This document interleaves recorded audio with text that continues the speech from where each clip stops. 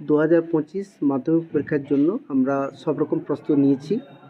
গতকাল আমরা সবার সঙ্গে মিটিং করেছি উইথ পুলিশ, ট্রান্সপোর্ট, পাওয়ার এবং যারা ভেন্যু ইনচার্জ, বিডিও, এসডিও সবাই কালকে মিটিং হয়েছে, যাতে এই এক্সাম স্মুথ থাকে এবং যাতে কোনো প্রবলেম না হয়। যা যা ব্যবস্থা না সব আমরা অ্যারেঞ্জমেন্ট করেছি।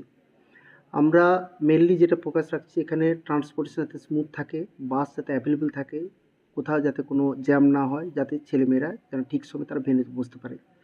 গতকাল আমরা ট্রান্সপোর্ট অ্যাসোসিয়েশনের একটা মিটিং করেছিলাম। কি সরকারি বেসরকারি বাস সবাইকে আমরা রিকোয়েস্ট করেছিলাম, গত বছর আমরা করেছিলাম এই জেলা থেকে, যে সকল ছাত্রছাত্রীরা এক্সাম দিতে যাচ্ছে তারা যদি অ্যাডমিট কার্ড শো করে, আমি রিকোয়েস্ট করেছিলাম যে যদি ওদেরকে এটা ওয়েভ করে দেওয়া যায়, অর্থাৎ টাকাটা না নিয়ে। তারা সবাই রাজি হয়েছে।